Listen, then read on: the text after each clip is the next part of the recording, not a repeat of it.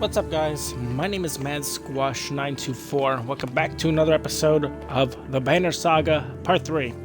Had to go redo a combat real quick because apparently I didn't save it, but we redid it and did the same outcome I did beforehand, so no harm, no foul there.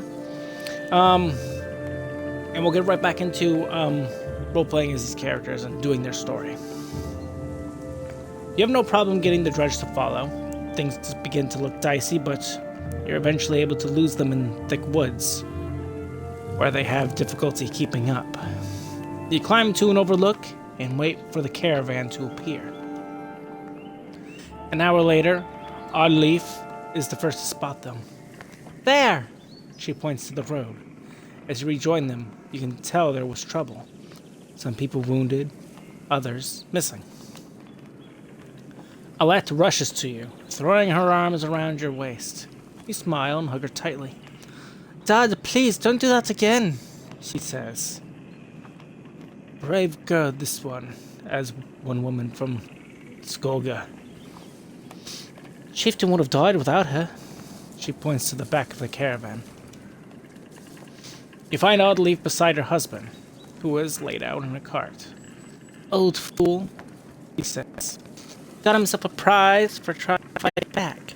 She shows you his deep gut wound. But he's alive. Nothing for it but to get to Frostfeather. You continue on in silence, Alette's hand in your own. Okay, things are looking good then. One survived. The outcome that we did was good. Alette staying with the caravan was a good decision. Pausing to catch your breath, you glance backward to see the caravan stretched out past the point of safety. They're spaced out so far, you're unable to see those bringing up the rear. We've got to pull them together, says Ivor. It'd be dangerous to stop until, at least, the Godstone. The path should be just ahead.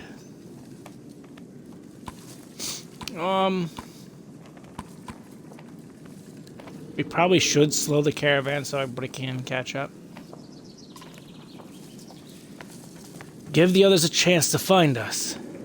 You tell those around you at the front.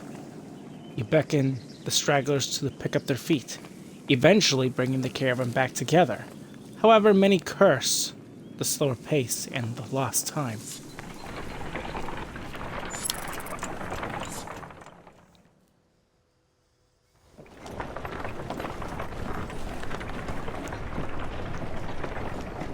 It's fine, can be helped.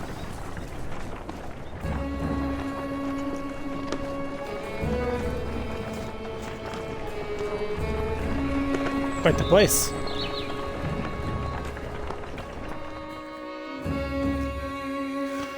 Far enough for today, I think. After a day of misery, men and women dropped their meager possessions beneath the godstone of Hidrovalder. What are we doing? We just left our homes because suddenly there was a dredge. Chieftain did what I suggested and look what he got for it. Look at these people. Somebody has to hold them together. That's you, Rook. And how am I supposed to do that? Lie? Tell them everything going to be alright? God, Rook, I don't know. Pretend you know what you're doing. That's what the rest of us do. Thanks for the advice. And do whatever you want. Let them fend for themselves if you can live with it. You humans are absurd, Rook. Furious when you're not in control. Terrified when you are. Pull it together. Yeah, you're right. Think how I feel. I'm stuck nursing a bunch of weaklings. You do care, I can tell. Men are a plague on the world. Worse than any dredge, as far as I can tell. Just like this are why we get along so well, Ivor. You sleep poorly, the sun forever stuck to an eternally bright sky. Before the others rise, you find yourself staring over long, low hills covered in pine. The god still looms overhead, massive eyes of Hirodavalder looking the same direction as you. As you inspect the stone, the weathered stone doesn't see many visitors. Not much reason to travel so far east. When hunters come through, they sometimes stop to give offerings. Out of habit more than anything else now that the gods are dead. Hirodavalder was the god of the hunters and of wild beasts, occasionally seen roaming the land as both man and wolf. He was always depicted in effigy with his terrible spear. You wonder what he'd think about his woods being full of dredge now. A young girl from the caravan approaches you. "I made this for you," she says, handing you a crude necklace carved from a branch she must have found nearby. "Thank you for saving my mama," she says, before running back to her tent. Back at your tent, you rouse Alette, who clings to your arm until she's completely awake. Bad dreams. Eventually, the camp is broken down, and it's time to move on to Frostfeller. Feels like an end more than a start. Well, we gain an item. It works out.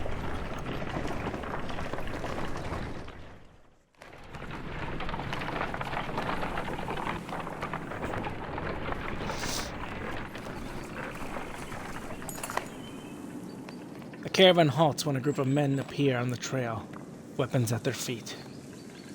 "We've seen the dredge in your wake," says one. "We don't meet them alone. If you let us join you, we'll show you a watering hole with enough animals to fill those supply wagons."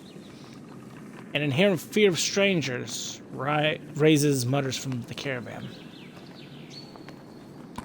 "What are you doing out here alone?" "We are hunting here for food when the dredge found our village," says the man. "When we returned..." He looks away, unable to finish. "We allow the men to join us. If you'll be no trouble, come along," you say. The men cautiously join your ranks and prove trustworthy. The hidden watering hole nearby is teeming with animals, and soon your supplies are nicely restocked. 12 fighters, more renown, 18 supplies. Can't argue with that. During a rest, one of the men gets too drunk and end up splashing meat in the warrior's face. A brawl erupts. Many thrown fists and a broken bone later. The instigator, Raffenstader, is tossed on the ground at your feet. Angry, clansmen looking for satisfaction. His personal defense is a little more than drooling mumbles.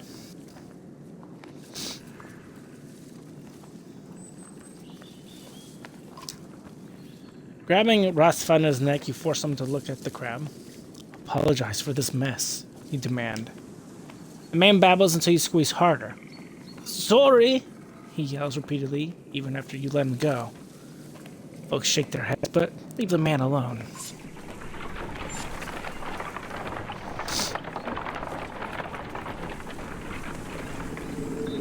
We should rest. The caravan is visibly relieved to find a small village on the way to Frostfeller. With beds and fresh supplies, the locals are shocked by the news you bring and discuss it among themselves while you set up nearby.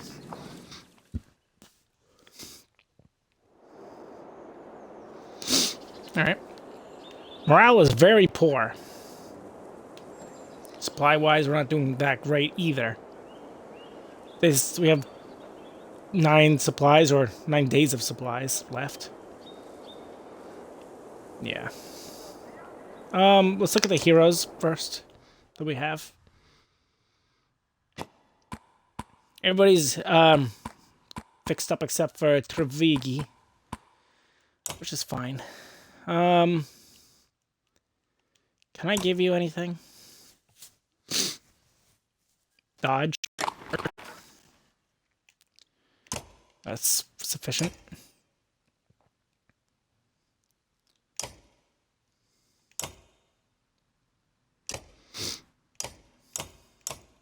Nobody needs a level up.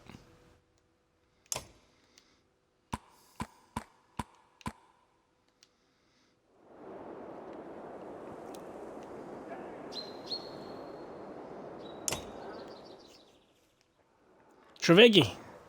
Guess I better thank you for helping us back there. Trevigi turns his head, eyes wide as though something was stalking him. Nice beard, Rook. But that's not why I'm here. Okay. Why are you here? Fat clansmen. What? They eat. Don't know how to kill a thing, Rook. He rolls the R in Rook, graciously while holding out his spear for you to inspect. Look at this thing. They grow on trees. You can make this from a tree. My advice, show them how to stick some pigs or sticks, a rabbit, a bird. You can stick almost anything, Rook. You think carefully about how to respond to that. Any more helpful advice? Glad you finally asked. Don't trust a man just because they have faces and use their mouths. A man will look at you right through his helmet and die. Should I trust you, Trevigi? Come on, Rook. Am I wearing a helmet? Have you ever always been this way, Trevigi? Have I ever been Trevigi? Dumb question. Look, I hear what they say behind my back. Trevigi's handsome. Trevigi's brave. But you're the right man for this job. Don't let anyone tell you otherwise. I've got to go, Trevigi. I get it. We all have got things to do. Me, I was about to go swimming. At least you're keeping clean. Nobody comes looking for you in a pool of water, you know. Don't let me waste too much time there, okay? I'll come get you before we leave. I'll see you around. Only if you keep your eyes open, Rook. Can't help but hope there was nothing sinister about that last comment.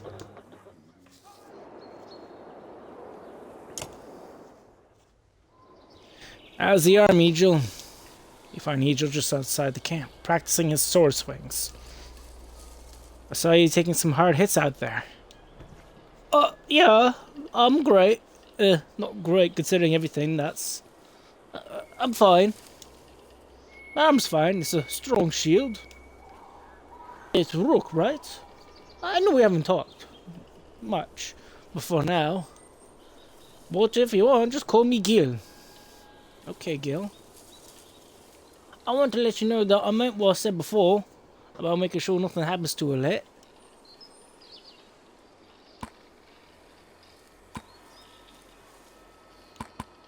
You're protective of Alette, huh?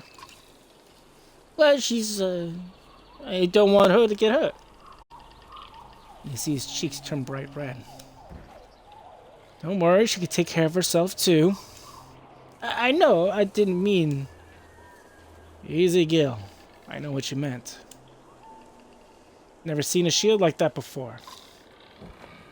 Yeah, I doubt there's many. My father made this. It's solid metal, really heavy. But I've been practicing with it since I was a kid. I used to spend a lot of time just getting used to lifting it. It to show. I'm pretty good with it now. It's the only thing of my father's I have left. That's when my mother died. She gave it to me before she died. Ever seems to think you're pretty good. Did he say that? That's good. I'm trying. Never had to fight anything like Dredge before. I don't have much else to do. And how many people get to train with a Val? This seems like I could be of help to someone. That's what I want to be. I'm heading back to camp. Stay strong. I will. And if you need anything, let me know. I can do anything you need. Between you and Ivor, we're going to be okay. I can tell. There's also a market.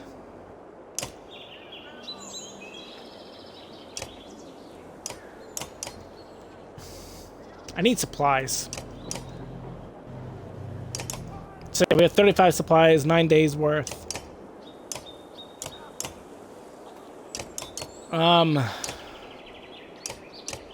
get 11 days worth, the minimum. In here, what's this?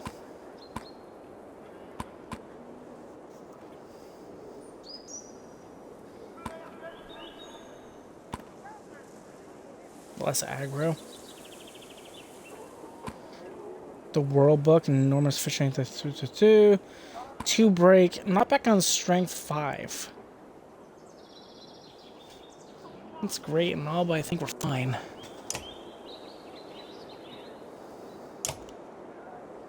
I have 11 days of supplies. Everyone's still pissed, unfortunately. How are we doing on the map? Where's the other group? We can't even see the other group. We are at Frostfeller, like we were trying to get to, which is good. I guess we will take a rest. Need the rest, because holy shit. I might even need a rest again, because this is ridiculous. Yeah. Good morale. I want great morale.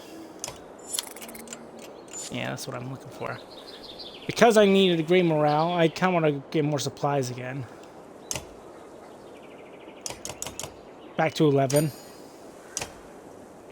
Yeah, 11 days of supplies. I think from there we'll leave.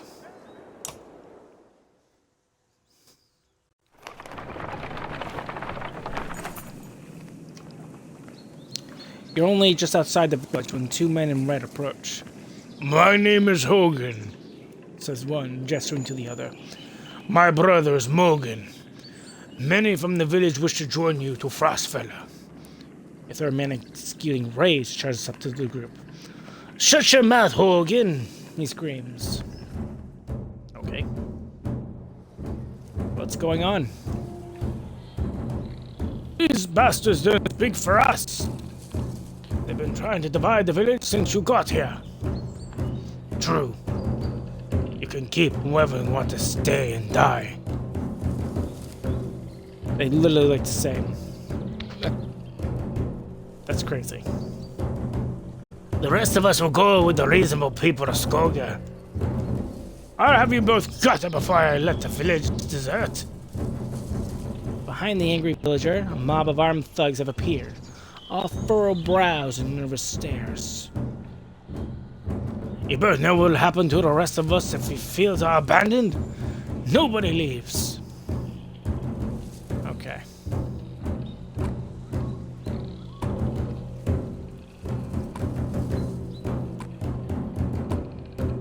Let your people decide on their own. We thought this whole went ourselves. A good number told me to face they didn't want to be beaten to death by Dredge. Dredge my ass. I don't know what the scam this is this time, Hogun, but you got 2 choices. Get back to work or I'm finally putting you in the ground. Mogun, what do you say? Thought it was unfair that he only asked me. Mogun draws his axe slowly, followed by Hogun. Despite their confidence, the brothers are significantly outnumbered. I think I made a poor farmer.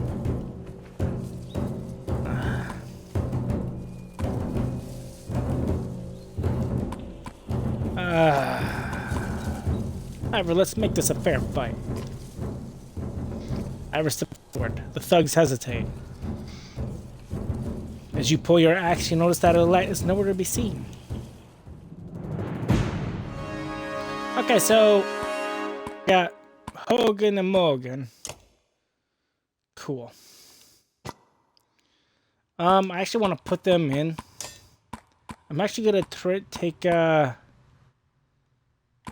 yeah, I think I'll take Odd Leaf out. And then I'll put you in. Hogun and Mogun. They should fight for themselves, you know. So, I want them both in. And I don't think I need anybody with a bow right now.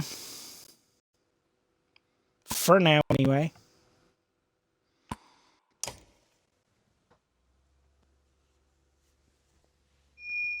And we don't know how many people we're fighting. It could be 3, it could be 7. Yikes. Alright, let's move them on this side.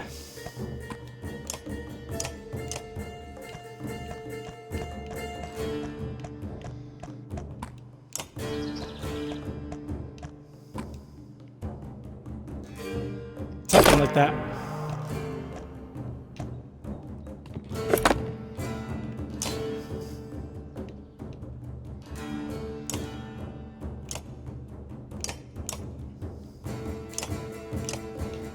Let's shoot this.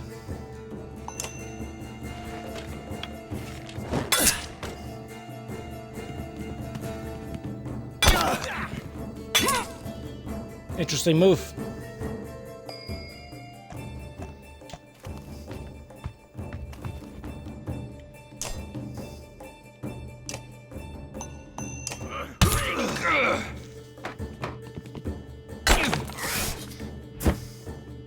Nice dodge.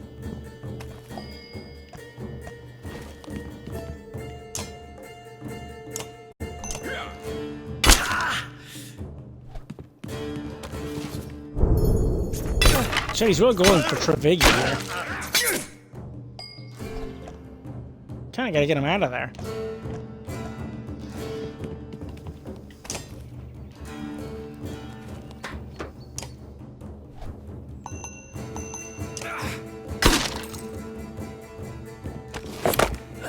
Oh shit. Well, Trevigi's out. Bloody flail.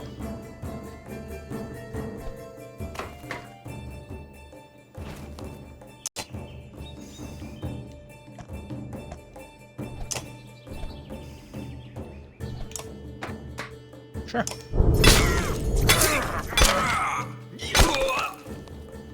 Oh yeah. Cool little ability.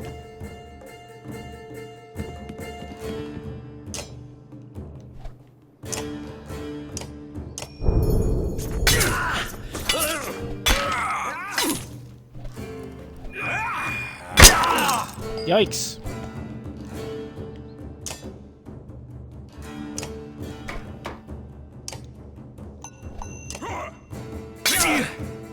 That'll work. Damn. Damn, Rook even. Hit the wrong button.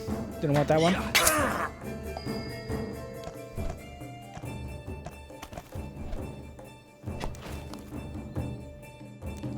There we go. I wanted to see this.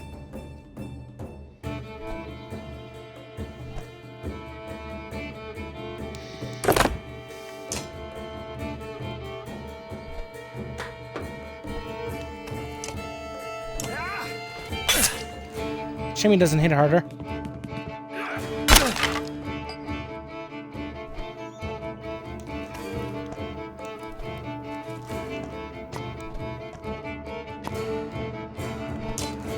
No.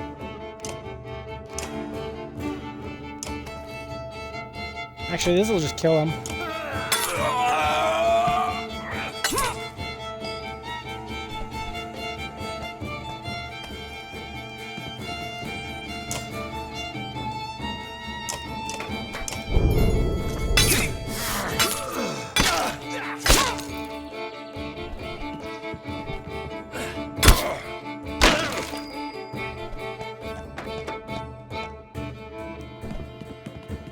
I gotta get Rook out of there.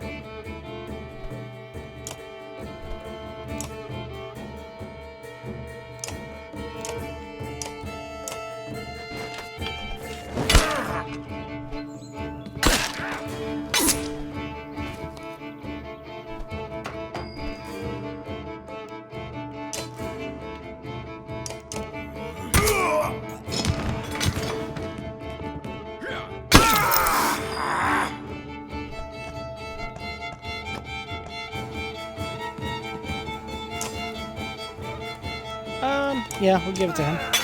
The kill. Poor Trevigi. He gets killed a lot, don't he?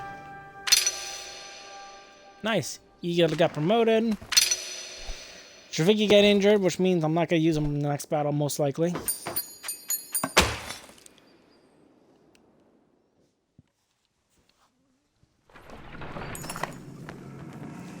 The brothers thank you with wide grins. Soon, many of the villagers have joined your caravan. You scan around anxiously for Alette, who had gone missing when the fighting began. Eventually, you find her watching from afar. Hogun returns at that moment, introducing you to his son and wife. And you soon set out again. Wow, 165 clansmen and 22 fighters.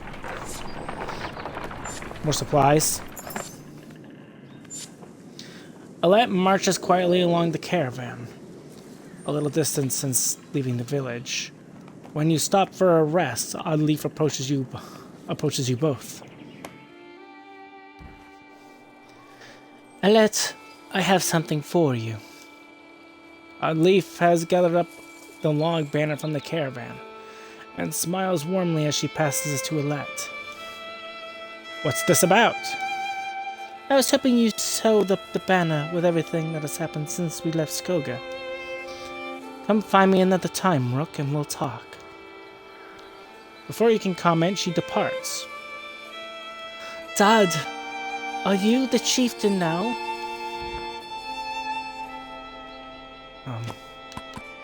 It looks that way. Oh, then that means... You're both quiet for a moment, while Alette unfurls the banner. Oddleaf has been teaching me how to sew.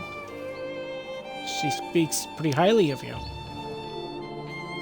Can we read the part about Mum? You nod. On the banner has been sewn the story of the families who have lived in Skogar throughout the years, just as it is done on every banner in every town. I wish she were here, but I'm glad she isn't. The section of the banner about your family is short, but Alette has been sewing in colorful designs. Why do you say that? So she doesn't have to deal with all of this. Dredge, leaving home, and... Why did you have to kill those men in the village? I mean, if it's okay to ask.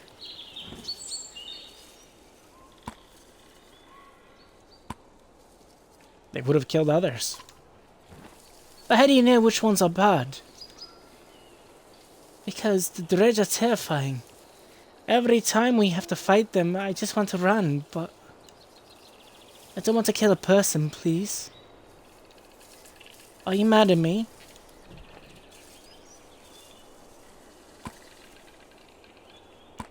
No, it's okay. I guess I would do it if I really had to, but do we have to? I know what you mean. Yeah, I know, Dad. I think you're doing a good job. She hugs you.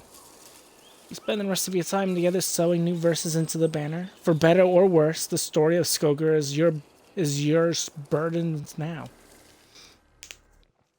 Okay. I think with that, that's actually a good spot for us to end today's episode of the Banner Saga. Hope you guys all enjoyed. If you guys did, make sure you guys leave a like, leave a comment. Tell me what you think of today's episode, of course. And if you're new to my channel or have been watching me for a little while and you haven't done so, feel free to subscribe to me, MadSquash924, and don't forget to ring the bell to get notified of my latest videos. On the next episode, we will pick this back up from this campsite that we are currently at, and talk to everybody that is currently around. I see a Varl in the back over there, but I don't know if that's right there. I don't think that's Ivor. I don't know who the hell that is. It's a couple of Varl, actually. Interesting. But yeah, I'll see you guys all then. Goodbye.